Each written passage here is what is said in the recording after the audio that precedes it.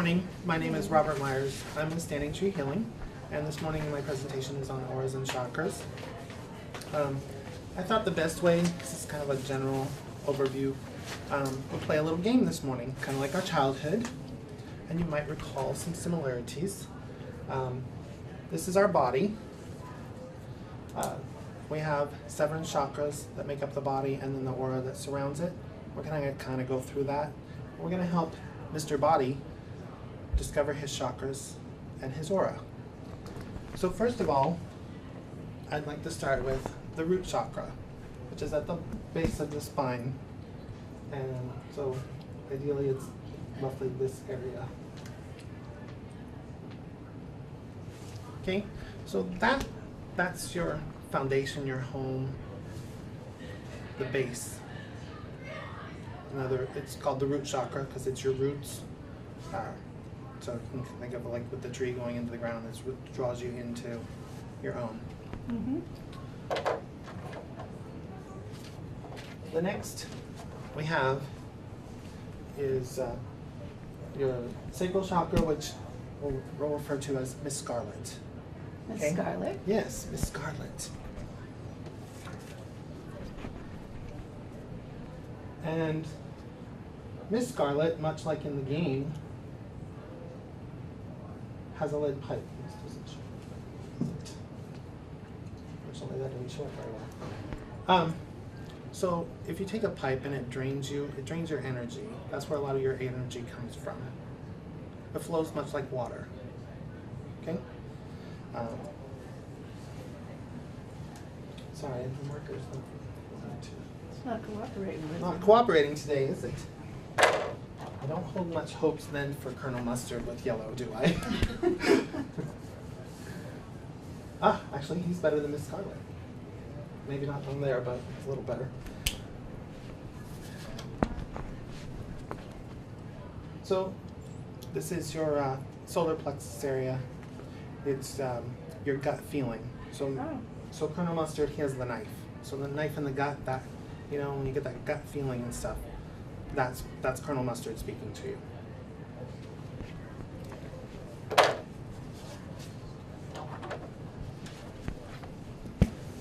Then we have what's known as the heart chakra. And apparently it's not going to work so well.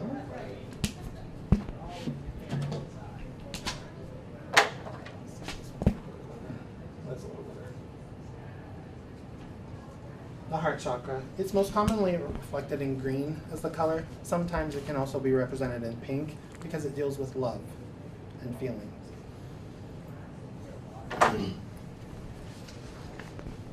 And another way to think of it in our little game is you think he has the revolver, so you get shot to the heart.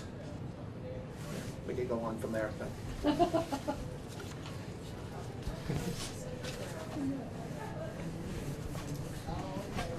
then we have what's known as the throat chakra. Mrs. Peacock. What is it? The throat chakra. Mrs. Peacock. Peacock. Yes. She has the rope. So when you're looking at your chakras, you want them to be as balanced in size as they can be.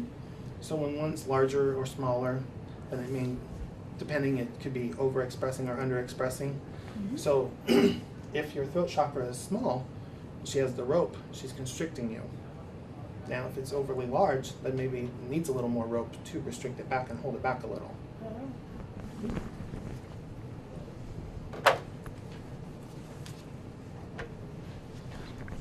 Then we have Professor Plum,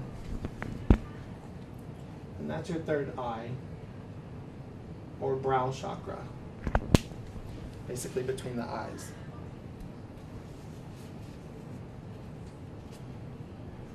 And that, he would have the wrench. So if it's like wrenching with your mind, kind of thing, twisting with your mind and stuff like that. It also leads to your intuition and stuff.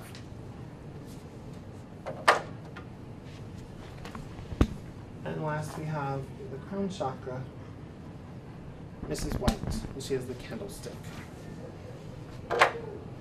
because ultimately you're reaching towards the spirituality side, And that's what the crown chakra represents.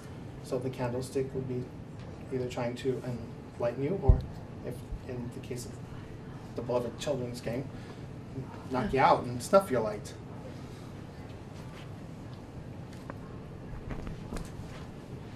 Now, as I was saying, your goal is to have them all aligned in size. So when they're smaller, they're more restricted, or you're not progressing enough in that certain aspect.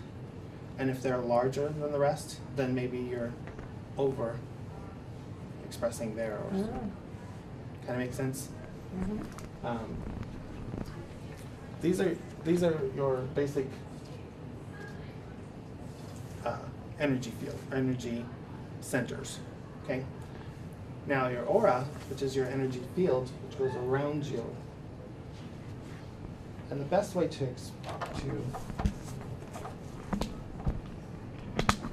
give you that is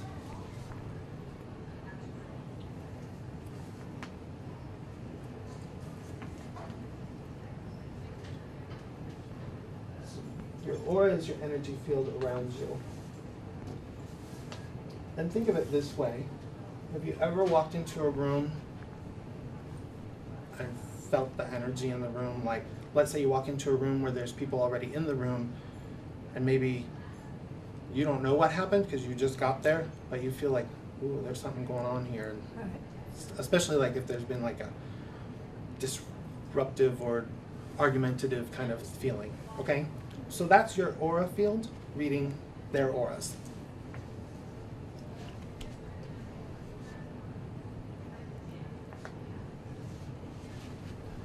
Now, in the case of Mr. Body here, we're kind of bringing him back to life, so we'll add some green in here on this side. We're going to assume, since most of the population is right-handed, that he is right-handed as well, and the reason I mention that is because your energy flow, usually your left hand, and it can be reversed if you are left-handed, but usually your energy flow, you take it in through your left hand, and it exits through your right hand. So typically when you're looking at auras, whatever's on your left-hand side is what you're taking in. So he hasn't been feeling so well from, all the beats and bangs of the group here. So he's taking in some healing energy here. Okay? Now, because he's feeling much better, he's got,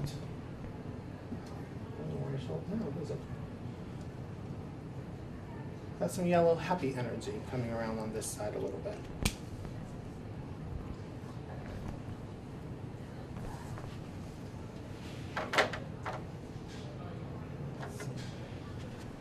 Let's say down here, we still have a little red energy.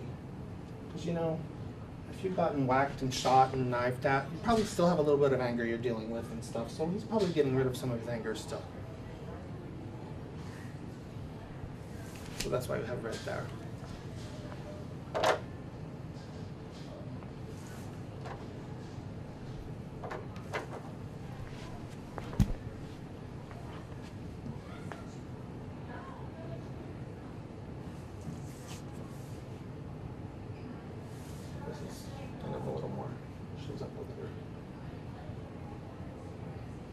Now, sometimes in between the colors, when we do scans and do aura photos, sometimes you can see variations. Sometimes the colors come right next to each other in the aura, and sometimes there's fine lines between, depending on what those fine lines are.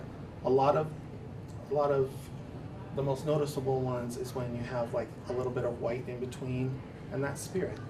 Oh.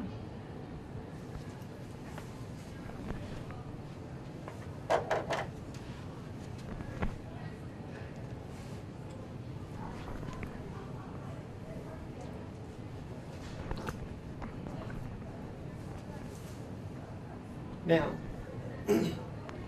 just some ways that you can work on to get your chakras back into a line, and that when you're doing the meditation. One, you can color code with stones. So Red for root, so red stones, particularly red jasper is a good one. Bloodstone's a good one. Orange stones for your sacral chakra is like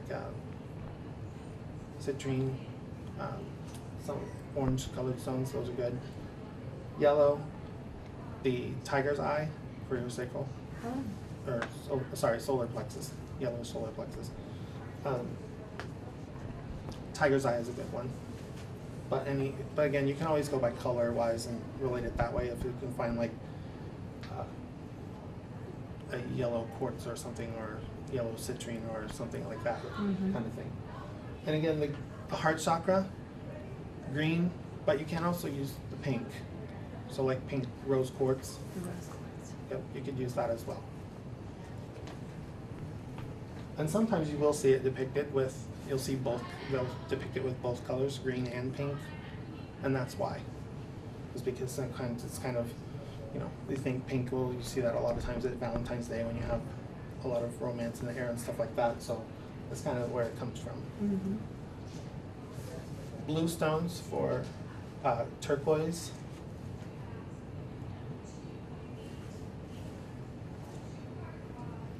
Third eye, you can also use lapis lazuli, which is also kind of a blue color, but this is kind of the transitions. So some of them kind of carry over. And then amethyst also is a good one for your higher chakras.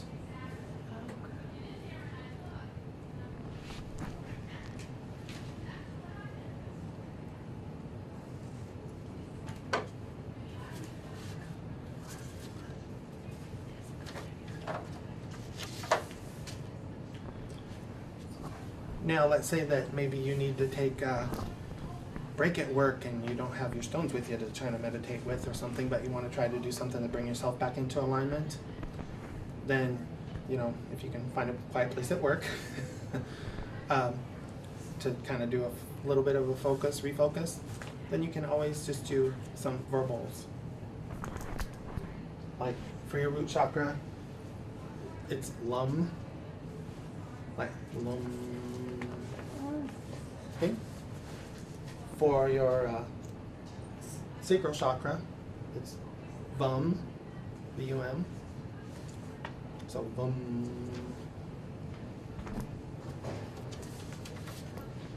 And then there's rum, not the drink. Oh, that would work. I think that would work too. This rum your employer won't mind too much, but the other rum, yeah. The other one might help you, but your employer might have a little more issue with that one. I don't know, it might be more fun. That's true. It might be. And then your heart chakra. Yum.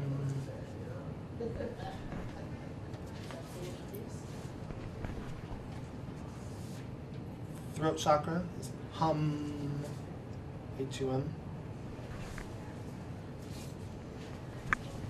And then for your brow chakra or third eye, it's om. And that's what helps bring in your chakras into alignment. So you can do that too if you, like I said, are in an area where you don't really can't bring out a stone to work with or something like that. Mm-hmm.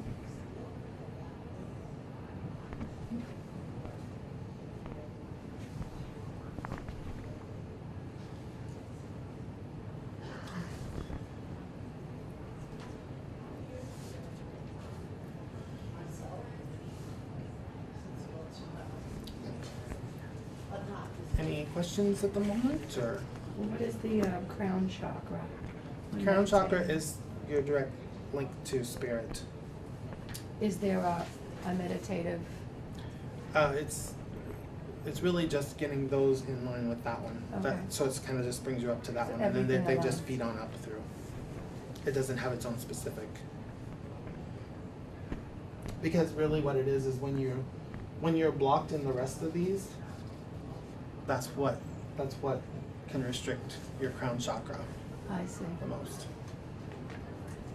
So as you're bringing all of these into a line, it brings it into a line as well, because it feeds on up and through. So if you have a reading on your chakras, Mm-hmm.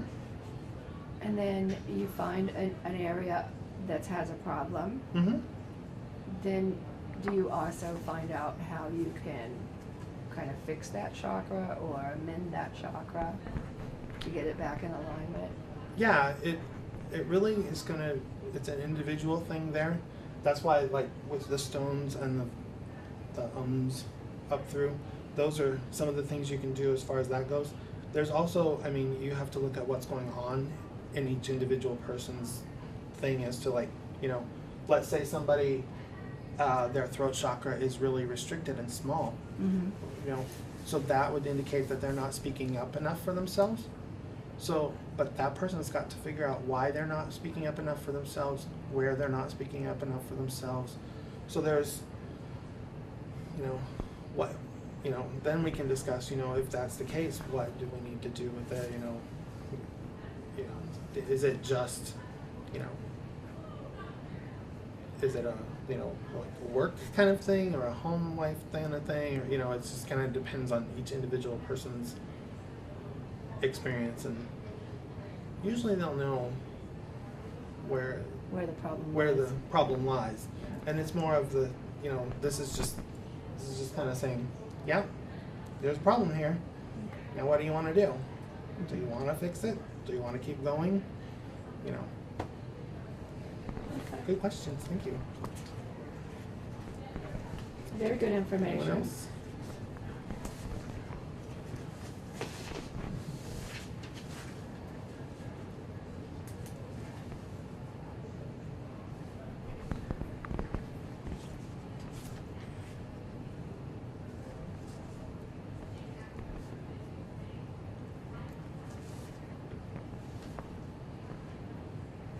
Thank you all for coming out today. I hope you enjoyed the expo.